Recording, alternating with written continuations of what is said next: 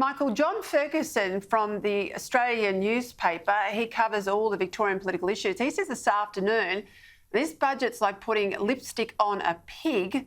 Is he right? Good evening, Peter. Well, look, I think that Victorians, after the year we've had, we needed a budget that was a plan to grow the economy, to get jobs back, to back small business. Instead, this Labor government took a baseball bat to us, a baseball bat of new taxes on stamp duty, a new land tax, new payroll taxes. It's literally the worst possible solution at the worst possible time, but it's a Labor government that's reverting to type. Now it's engaging in class warfare against what it regards as the big end of town. But the proof of the pudding's in the unemployment data, Peter. This budget will give Victoria higher than the national average unemployment for the next 4 years, and that's a mark of the failure. So, look, I think John Ferguson's been quite generous. It's not even lipstick. I want to ask you about this tax grab, the surprise one that was hit today, national payrolls. This is businesses with a national payroll of over $10 million. They'll have a surcharge, and this is, of course, on top of the increases to stamp duty and land tax that was announced prior to today. Now, Victoria is already lagging behind the other states. Why would any business pay what amounts with this new tax to a secondary payroll tax? Because it's levied on a head count, meaning the number of employees they have based in Melbourne will incur a tax that they're not going to pay in Sydney or Brisbane. So why wouldn't they just take their staff, which means jobs and schools and families and homes, all of that sort of add-on revenue, why wouldn't they just take them interstate? Why would they stay in Victoria? Peter, you wonder whether this budget wasn't written by Gladys Berejiklian or Stephen Marshall, because I can't think of a better incentive to move workers out of Victoria and put jobs into New South Wales or South Australia or Tassie than another tax on jobs. Now, the contrast is I've just announced a local business action plan here in Victoria. We want to turn Victoria from having the worst payroll tax in the country on small business into the best.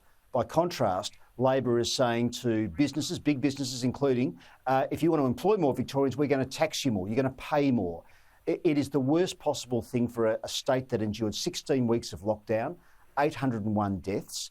We've copped the worst of the pandemic because of the incompetence of this state government, and now the government's adding insult to injury by putting a new tax on jobs. Why would you do it? Why would you do it? The answer is Labor simply can't manage money, and that's the only excuse that I can come up with, but it's going to hurt Victorians. That's what concerns me. Yeah, look, I've never seen a double whammy payroll tax, which is what this actually amounts to. And I agree with you 100%. It's going to drive businesses to relocate staff out of Victoria, and they've already got issues with people migrating out of the state. I was talking to Peter Gleeson. He said Queensland's full of emigrated Victorians. Talk to me about this infrastructure blowouts. Those numbers were revealed today. They were hidden from us last year. COVID was the excuse, but we're talking about now billions of dollars in terms of the blowouts. Now, one of the things you have a problem with the public service is you can make all the announcements you like, but if the implementation falls down, you have these massive delays, sure, but it's the cost blowouts that also hit the budget. Were you surprised by the extent of what was announced today? Peter, I suppose I shouldn't be surprised. I thought that even Labor could mismanage these projects so badly, but they have.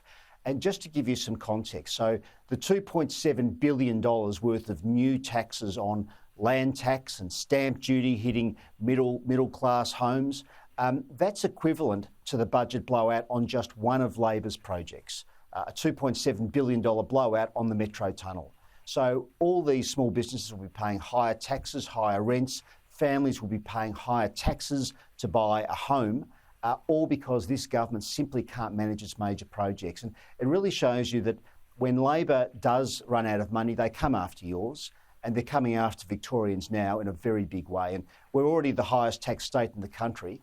This is exactly the wrong policy solution. And what frustrates me is I look at the work of Scott Morrison and Josh Frydenberg in their federal budget. They're trying to put more money into the pockets of families and small businesses and medium-sized businesses.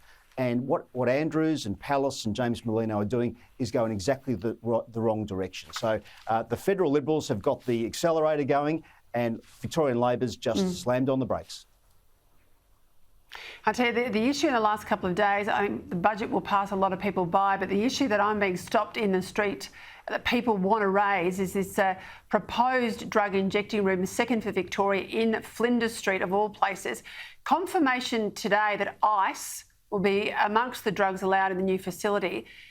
Martin Foley says these injecting rooms are all about a first step in rehabilitating drug users. I've had a very close look at what's gone on in North Richmond. There's bugger all rehabilitation there. They're not getting people off drugs. It's a honeypot effect for dealers. It's decimating that local restaurant strip there in Victoria Street, and obviously it's next to a school which has all of those other added problems. Where do you stand on this, and why on earth does Victoria need another injecting room right in the centre of the CBD, which we already know, Michael O'Brien, is on its knees? Peter, would you put a drug injecting room at the Sydney Opera House? Of course you wouldn't. Would you put it in the Rundle Mall in Adelaide? Of course you wouldn't.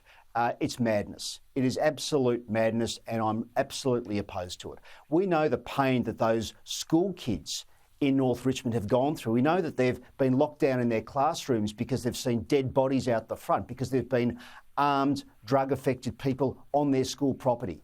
The government has completely botched the Richmond injecting room, and now they want to do for the Melbourne CBD what they've done for Richmond. Well, Victorians can't afford that.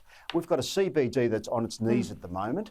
Businesses are closed. The catering and restaurant and hospitality trade are on its knees. And yet the government says, how do you attract people into the city? Put an ice injecting room next to Flinders Street Station. OK, well, Michael O'Brien, if they open it, they are railroading the police who weren't consulted. The police unions say the discussion about this has been underhanded. If they open it, if Daniel Andrews opens it, if you're elected, will you close it? Yes, absolutely. We need to get our city back, Peter. And I see, because I've spoken to the residents, I've spoken to the parents of those kids at Richmond North, the kids from the primary school who've suffered so much. I've seen what's happened there. The government's got it wrong, but they're arrogant, Peter. They won't listen. I'll listen. I'll act. And I absolutely opposed to this idea of another drug injecting room near Flinders Street Station. And if Labor pushes it through, I will close it down. Well, thank you for a very frank answer. That's what we like here on Credlin. Michael O'Brien, thank you for your time.